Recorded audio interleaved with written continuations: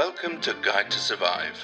The world is a big, beautiful place, full of incredible and breathtaking sights and experiences.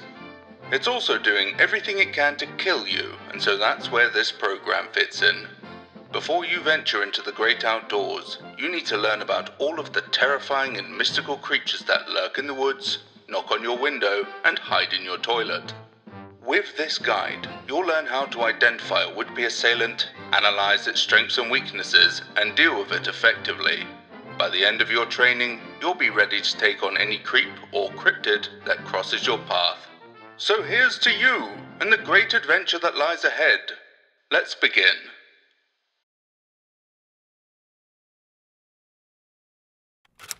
Target analysis.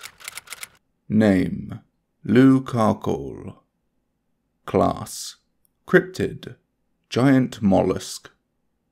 Habitat: subterranean caverns, Asting, southwestern France. Lifespan: unknown. Strengths: gigantic size, densely hardened shell, and tentacles which can stretch over long distances. Weaknesses: intense heat, slow movement, and possibly salt. Overall threat level: 6. Behavior: Asting, God, I hope I'm pronouncing that right. A picturesque commune in southwestern France. Sitting on a rounded hill, it overlooks the beautiful countryside. Rural, idyllic, and peaceful. You'd never expect that such a place would hide such a dark secret. Beneath that hilltop and settlement dwells a creature of tremendous horror, unparalleled hideousness, and remarkable irony. For within the risen earth that holds the community of Asting so high is a system of caverns that runs throughout the stone and dirt like a labyrinth. The walls to this seemingly endless cave are almost always coated in a thick, viscous slime. And here it will hopefully stay. For when this substance begins to ooze out onto the surface world, it forewarns the oncoming presence of the monster that lurks underground. Lou Carcolh. Colossal in size, Lou Carcolh is quite literally a giant snail. See what I mean about remarkable irony? However, with some curious differences to its far smaller invertebrate cousins. This snail is said to have serpent-like qualities to its appearance, most likely referring to a scaly pattern of its flesh. As for the rest of its characteristics are mostly still snail in form, namely its facial tentacles, its eyes upwards on prehensile stalks, and is housed in a large, strong shell. Being such a large, weighed-down creature, the Carcolh is said to be incredibly slow. As such, it will rarely leave the depths of its cavernous dwelling.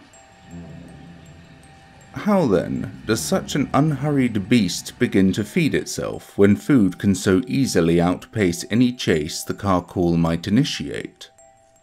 Well, this snail has a secret weapon right under its very nose. Do snails have noses? Oh my, technically they have 4. That seems excessive. In any case, the secret lies in the tentacles that hang from its face. These appendages are the primary source of gathering food for the Carcolh, as they are able to stretch over remarkably long distances. So long, in fact, that the gigantic snail doesn't even need to leave the comfort of its cave. The tentacles will elongate onto the surface world and lie in wait for any passing food, wild animals, livestock, pets, and even humans. Those long tentacles acting like a nose. Once the unsuspecting prey steps into the long trail of slime, the tentacle will lash around it and begin to retract, dragging the meal back into the caverns. As if the strength of the tentacles wasn't bad enough to break free from, the viscous slime secreted will create a slippery surface that the ensnared victims will be unable to gain any sort of traction on, thus unable to even attempt to pull themselves away. Once inside the caverns, the writhing prey will immediately be swallowed up by the monster. A tentacle-free trail of surface slime is a strong indicator that the Carcolh has recently fed, although remaining nearby would be a mistake, as it could always be hungry for more. It is said that the slime secreted from the monstrous mollusk will supersede its arrival by some time. This is most likely due to its tentacles surveying an area before retracting back inside to the creature's face. As for what might be so provocative that the Carcolh would leave its habitat and come to the surface world, can at this time only be speculated. Detecting a possible mate, or perhaps an invasive challenger for its territory perhaps, or maybe just to get outside and enjoy the rain. The Carcolh, from what we understand of its species, is seemingly the only one of its kind. Or perhaps there's more than simply lethargy to the reason the creature rarely ventures to the surface. There is always the possibility of whatever is down in the depths of those caverns is worth far more than a frequent change of view. Weaknesses are currently somewhat of an unknown with this particular creature, as interactions are seldom survived. However, we do perhaps have some encouraging leads. As with most cryptids, and non-cryptids for that matter, intense heat can inflict severe harm and even prove fatal. The viscous slime that is secreted by the cryptid is used significantly to keep it moist, but when subjected to high heat, it may evaporate and leave the Carcolh vulnerable. Speed is also a major flaw in the snail's physicality, relying on its tentacles for retrieving food due to its slow, laborious movements. If its tentacles were to be removed or incapacitated, the Carcolh would not be able to flee or even give chase at a speed beneficial to itself. Lastly, salt. Just salt, because snail. Although, if this is to work, one should always try to break free from the Carcolh's grasp while still on the surface, as once you're pulled into the cavernous depths, you'll be trapped in the darkened tunnels with slime covering every direction, and only the Carcolh knowing which way is out, which way is in, and which way you are. Curiously, local gentlemen have been known to utter the phrase, "The Carcolh will catch you," as a means of flirting with any local or visiting women they may take a fancy to. Good job, lads. Nothing the ladies love more than a veiled threat to their well-being. Oozing, grotesque, gluttonous, the Carcolh is truly a tremendous cryptid. Only so many can cause physical disgust as much as fear. Its gigantic, mucus-ridden form, its elongated tentacles that reach out from the deep and dark. Such a creature is mortifying enough to ruin even a Frenchman's appetite. How unsettling. That great hungering beast that dwells under such a sweet and unassuming commune, and oh so often reaching out for its next meal. So next time you find yourself wandering the French countryside, be sure to watch your step. That loud squelch beneath your foot may not be a puddle, and getting stuck in the mud will be the least of your worries.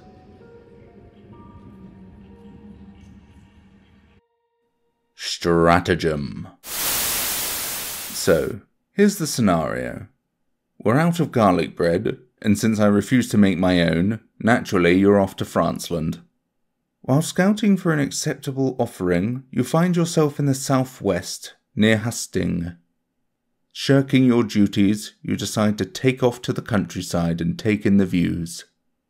Suddenly, you feel a soft sensation beneath your foot. Looking down, you notice a thick, gelatinous substance smeared in a long line across the ground. Immediately, you suspect some strange local customs. Then a massive tentacle rises up and attempts to wrap around you. It's Lou Carcolh, the snail beneath the earth. Your plan of attack. Firstly, slippery character. Jump out from the slime, leaving behind any footwear stuck in the sticky mess, avoiding the tentacle and its flailing attempts to capture you. Vacate the area, and if you're feeling charitable, warn the locals and others you may see on your journey back. Secondly, snail mail. Feeling resourceful, and perhaps a concerning sense of pyromania? Place an IED onto the tentacle and allow it to retract all the way back into the caverns. Then just wait for the boom. Thirdly, salty behavior. Utilize your JAR 19 lab tactical salt. Also good for exorcisms and seasoning. Be generous with the serving and dry out the tentacle and its mucus. Fourthly, shell fire. Set fire to the slime and tentacle. If you're lucky, the slime will be flammable and burn up the entirety of Lou Carcolh. If not, then the intense heat should be enough to deter the tentacle and allow you to escape. Fifthly, super work. With victory and garlic bread in hand, you can return victorious to the lab, the Snail Slayer. Pop quiz. Question number 1. Is it true that Lou Carcolh will never leave its caverns?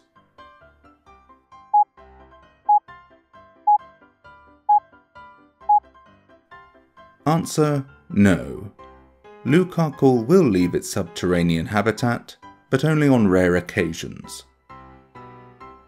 Question number 2.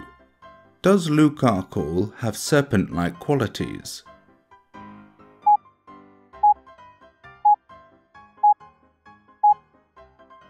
Answer: yes. The specifics are unclear, but this most likely refers to the appearance of the snail's flesh, perhaps resembling scales. Question number 3. Can Lou Carcolh utilize a special scent in order to lure prey into its cave?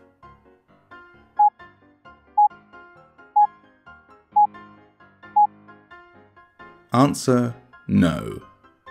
Lou Carcolh will catch prey by using its tentacles to ensnare food, and not a scent.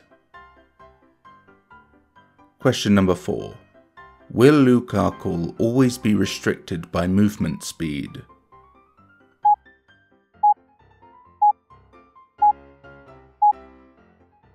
Answer: yes. Lou Carcolh, despite its enormous size, is still very much a snail, and will rely on strength over speed. Question number 5. Is there a means of telling when Lou Carcolh is nearby?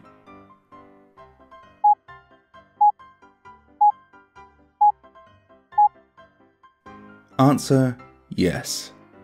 Lou Carcolh produces a thick slime, which goes everywhere it or its tentacles go.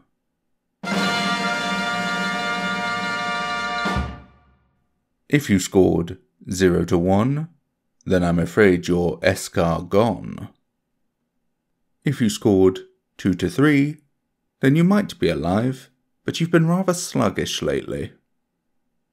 And if you scored 4 to 5, cracking work. You snailed it. Conclusion. Excellent work. I'd say you're ready to get out there and face whatever challenges plot against you. And if you're not, then don't worry. You can rewatch these survival guides as much as you like. And they're non-refundable. I'm very proud of the progress you've made, and I know you're going to take the future in your stride. I've got a good feeling about you, Gary. Good luck, and don't die!